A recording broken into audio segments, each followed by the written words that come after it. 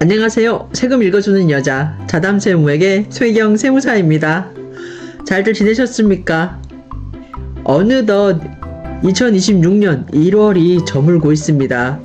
25년 연말이 엊그제 같았는데 그러고 보니 참 빨리 지나네요, 시간이. 여러분 어떻습니까? 저도 나이를 먹다 보니까 이게 왜 우리 인생 그 속도는 나이에 비례한다 그러더라고요. 그래서 제가 지금 50대인데 시속 한 53, 4km를 달리고 있는 것 같은데 왜 이렇게 빠르죠? 저만 느끼는 감정인가요? 여러분 어떻습니까? 여러분도 좀 세월이 빨리 간다라고 느끼시나요? 비단 저만 느끼는 감정은 아닐 것 같고, 일단 이런 얘기는 좀 잠깐 뒤로 미루고요. 오늘은 여러분에게 제가 여러분이 이제 겪을 수 있는 그런 세금 문제를 하나 이제 소개시켜 드리려고 하는데, 이거에 대한 예교가 지금 좀 바뀌었어요. 바뀌어가지고 간혹 전문가들도 저와 같은 세무사도 이제 놓칠 수 있는 부분도 있고, 그리고 여러분 같은 이제 납세자 분들께서도 많이 놓칠 수 있는 부분입니다. 주택이 이제 어떻게 하다 보면 주택이 많이 보유할 수가 있는데, 그 많은 주택들로 인해서 세금 문제는 어떻게 불거지는지, 이러한 사건에 이제 연루되는 그 이벤트가 있는데, 이 이벤트를 하나 소개시켜 드리면서 여러분에게 문제를 한번 내보겠습니다. 여러분 혹시 결혼을 하셨나요? 결혼을 하지 않으셨나요? 결혼을 하시려고 하시면 여러분은 배우자가 어떤 사람이면 좋겠습니까? 일단 마음이 따뜻하면 좋겠죠. 그리고 이제 좀 능력도 있으면 좋겠고, 그런데 제가 오늘 소개시켜 드릴 사례에서는요, 남녀가 주택이 두 채씩 있었던 분입니다. 주택이 뭐 지방도 아니고 서울에, 그리고 수도권에 두 채씩 있다 그러면 굉장히 부자잖아요. 그래서 이런 분들이 이제 만나서 결혼을 해서 주택이 네 채가 된단 말이에요. 그러면 이 네 채 때문에 세금 처리를 어떻게 해야 되느냐, 이게 항상 고민인데, 오늘은 이 사건을 소개시켜 드리면서 여러분에게 절세는 어떻게 하는지 한 번 더 점검해 드리도록 하겠습니다. 간단합니다. 이제 사례는 이게 사실관계 보시면 아시겠죠. 보시면 남자가 이제 하남시에 이제 주택 하나, A주택, 그리고 송파구에 있는 주택 B주택 있었습니다. 그리고 여성분, 배우자 되실 분은 송파구에 집이 무려 두 채가 있었습니다. 이렇게 집이 두 채씩 있는 분이 만나서 결혼을 했어요. 그러다 보니까 집이 네 채가 되잖아요. 이랬을 때 이제 이 세금 문제는 어떻게 되느냐. 일단은 남성분이 갖고 있던 송파구에 있는 B주택을 팔면서 당연히 다주택자니까 양도소득세가 과세가 됐겠죠. 그리고 여성분이 갖고 있던 송파에 역시 D주택 하나를 또 팝니다. 그래서 집이 어떻습니까? 다주택자니까 세금이 무조건 나온단 말이에요. 그래서 양도소득세를 다 냈단 말이에요. 그러면 여기서 여러분 잠깐 생각해 보시기 바랍니다. 지금 집이 몇 채 남아 있습니까? 두 채? 네, 맞습니다. 남성분의 하남시 주택 하나, 그리고 여성분의 송파에 있는 집 하나, C주택이 있잖아요. 이렇게 집이 두 채가 있는데, 우리가 결혼을 했을 때 여러분 그 양도소득세 특례 아시죠? 과세 특례. 그렇죠. 맞습니다. 결혼을 하고 나서 지금 법이 기간이 과거에는 2024년 그 하반기 이전 12월 달인가 제가 개정된 걸로 알고 있는데, 12월 11일인가부터 이제 적용하는 걸로 알고 있는데, 그 이전에는 이제 결혼하고 나서 합가일로부터 5년 이내에 이제 먼저 파는 주택을 하나씩 갖고 있다가 결혼을 해서 집을 이제 그 중에 한 장 먼저 파는 주택, 5년 이내 먼저 파는 주택에 대해서는 비과세가 요건이 충족이 됐다 그럼 비과세를 해줬단 말이에요. 그런데 이게 24년 12월 11일부터인가는 10년으로 동거복령 합가와 같이 똑같이 기간이 10년으로 늘었습니다. 이렇게 10년 이내에 팔게 되면 먼저 파는 주택, 비과세 요건 충족한 먼저 파는 주택에 대해서는 비과세를 해줬단 말이에요. 그럼 이런 사례 같은 경우는 여러분 어떻게 될 것 같습니까? 비과세가 될 것 같으세요? 안 될 것 같으세요? 잘 모르겠죠. 솔직히 서사를 모르면, 이 앞에 있는 그 스토리를 모르면요, 그냥 딱 봤을 때 이분 그 양도당시 딱 보니까 주택이 남편분 하나, 부인 되시는 분 하나 해서 갖고 있었네. 그래서 그 중에 하나 먼저 파는데, 이게 먼저 파는 주택이 양도소득세 비과세 대상 요건 충족을 하고, 이제 합가일로부터 바뀐 규정에 의하면 합가일로부터 결혼하는 그 합가일로부터 10년에 먼저 파는 주택이다. 그러면 양도소득세가 비과세가 될 거라고 간혹 가다가 저희 같은 뭐 전문가들도 이제 혼선을 일으킬 수 있고요. 더욱이 가뜩이나 납세자분들은 더 혼선이 더 일어날 수 있습니다. 오늘은 이 얘기를 풀어보려고 합니다.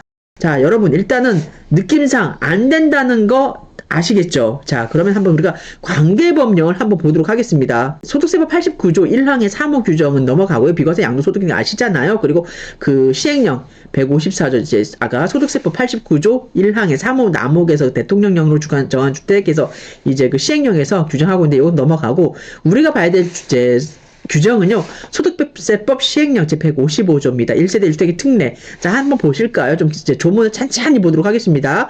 1항은요, 국내에 하나의 주택을 소유한 1세대가 주택을 양도하기 이전에, 그렇죠. 종전주택을 갖고 있었는데, 그 종전주택을 양도하기 이전에 신규 주택을 취득함으로써 이제 일시적으로 2주택이 되는 경우가 있잖아요. 이때는 종전주택을 취득하고 나서 1년 이상이 지난 후에 신규주택을 취득을 하고 그 신규주택을 이제 비조정 대상 지역이라 그러면 신규주택 취득일로부터 3년 이내에 종전주택을 양도한다. 그러면 그때는 일시적 1세대 2주택으로 봐가지고 비과세 규정을 적용을 해주잖아요. 자, 요 규정은 우리가 일반적인 규정이고, 자, 2항이, 자, 시행령 155조 2항이 조금 눈여겨보셔야 될 사안입니다. 상속받은 주택하고 그리고 그 밖의 주택, 우리가 일반 주택이라고 한번 얘기를 할게요. 자, 상속받은 주택과 그 밖의 일반 주택. 그 밖의 주택은 여러분 주의하셔야 됩니다. 상속 개시 당시에 보유한 주택이거나 아니면 상속 개시 당시 보유한 조합원 입주권이나 분양권에 의해서 사업 시행이 완료되고 난 후에 취득한 신규 주택 하나만이 해당이 됩니다. 이게 그 밖의 주택은 무조건 상속 개시 당시에 보유하고 있어야만 됩니다. 이러한 일반 주택을 이제 국내에 각각 하나씩 갖고 있는 거예요. 상속받은 주택 그리고 일반 주택을 하나 갖고 있었는데, 이때 일반 주택을 양도하는 경우, 옛날에는 상속받은 주택도 비과세를 해줬단 말이에요. 근데 그게 안 돼요. 이제는 일반 주택을 국내에 이제 양도하는 경우에는 그때는 비록 상속받은 주택이 있지만, 요건을 충족한 상속받은 주택이 있지만 일반 주택 하나만을 보유하고 있는 것으로 보아가지고 특례로서 비과세 규정을 해줍니다. 자, 이때 다만 상속인과 피상속인이 상속 개시 당시 1세대일 경우 있잖아요. 이때는 1주택을 보유하고 1세대를 구성하는 자가 직계 존속을 동거복량하기 위하여 세대를 합침에 따라 2주택을 보유하게 되는 경우로서 합치기 이전부터 보유하고 있었던 주택을 상속받은 주택으로 봅니다. 자, 우리 사례와 관련돼서는 여기 5항입니다. 5항 보시면은요, 1주택을 보유하는 자가 1주택을 보유하는 자와 혼인함으로써, 그러니까 앞에 사례는 2주택을 갖고 있었잖아요. 주주택 그렇게 갖고 있었기 때문에 양도 시점에서 판단을 하는 게 아니고요. 결혼하는 그 혼인하는 그 시점에서 하나의 주택을 갖고 있어야 됩니다. 이렇게 해서 이렇게 1주택 보유자와 1주택 보유자가 혼인을 함으로써 우리가 1세대가 2주택을 보유하게 되잖아요. 이때라든가 혹은 1주택을 보유하고 있는 60세 이상의 그 이제 부모님을 동거복량하기 위해서 무주택자가 어떻습니까? 부모님이 집을 한 채 갖고 있고 나는 주택이 없어요. 그리고 상대 제 배우자, 제 결혼할 배우자, 결혼할 상대방은 주택이 하나가 있어요. 이럴 경우에도 마찬가지로 혼인함으로써 어떻습니까? 1세대가 2주택을 보유하게 되잖아요. 이때는 각각 혼인한 날로부터 10년 이내에 먼저 양도하는 주택 하나만에 대해서 어떻습니까? 우리가 1세대 1주택으로 보아서 비과세 규정을 합니다.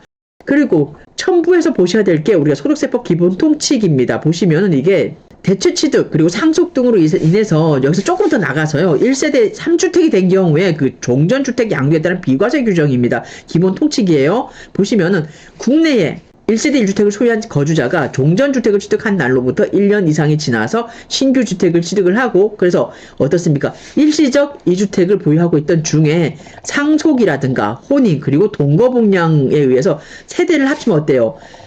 우리가 일시적 2주택인 상태에서 동거복량이나 혼인이나 그렇죠. 그렇게 되면 상속이나 이렇게 되면 그 사건 이벤트가 하나 발생하면 3주택이 되지 않습니까? 이때에는 새로운 주택입니다. 새로운 주택을 취득한 날로부터 어떻습니까? 종전주택 양도기간 이내에, 지금 현행 비조정 대상 지역이라 그러면 3년 이내에 종전의 주택, 비과세 요건을 충족한 종전의 주택을 양도하는 경우에는 1세대 1주택으로 봐준다라고 하고 있습니다. 즉, 그러니까 이제 우리가 일시적 대체 취득에 따른 일시적 1세대 2주택인 경우에 상속이라든가 혼인, 동거복량 합가에 대한 그 이벤트가 발생을 하면은 3주택이 된단 말이에요. 불가피하게. 이때에도 역시 그 일시적 1세대 2주택에 대한 특례를 적용을 해주겠다는 얘기입니다. 그리고 이어서 보실 내용은요. 국내 1세대 1주택을 소유한 거주자가 상속주택을 취득을 해서 어떻습니까? 1세대 1주택이 된 상태에서 상속주택이 아닌 종전주택을 취득한 날로부터 1년 이상이 지난 후에 역시 신규주택을 취득을 함으로써 어떻습니까? 3주택자가 되잖아요. 이때에는 새로운 주택을 취득한 날로부터 종전주택 양도 기간 내에 상속주택이 아니고요. 이때 반드시 조심하시라 이거예요. 종전주택을 양도하는 경우만 어떻습니까? 비과세 규정을 적용을 해줍니다. 자, 그래서 여러분 눈치채셨나요?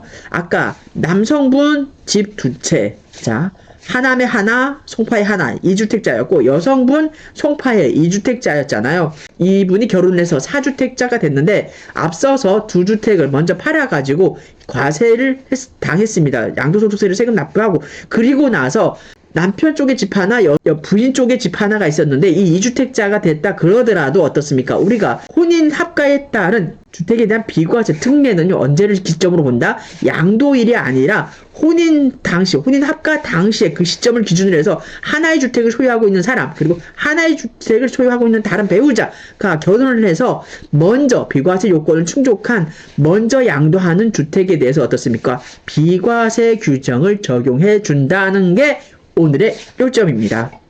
아셨나요? 조심하셔야 되세요. 이제 간혹 가다가 이런 경우 많잖아요. 그래서 내가 다주택자였는데 이제 결혼하기 이전부터 집이 이제 재테크를 잘 하셔가지고 여러 채 이제 약간 좀 그런 괜찮은 양질의 주택을 갖고 있었는데 그 주택을 결혼을 해서 다 처분을 하고 나서 이렇게 한 채 남았을 때 요것만 갖고 와가지고 이제 상담을 한단 말이에요. 그러면 앞선 얘기를 이제 우리 세무사님들이나 이제 뭐 또 다른 전문가분들이 물어보면 좋은데 물어보진 않고 그냥 그것만 딱 보고 경우에 따라서는 이제 그리고 납세자분이 얘기를 안 해요. 안 하면은 모르지 않습니까? 그럼 이제 그렇게 해서 비과세 규정을 해서 이렇게 특례를 적용을 해서 세금 신고를 한단 말이에요. 그러면 100이면 100 처분청에서가 통지가 날아옵니다. 잘못됐다고. 그렇기 때문에 여러분 납세자분들도 조심하셔야 되고요. 우리 세무 전문가들도 조심하셔야 됩니다.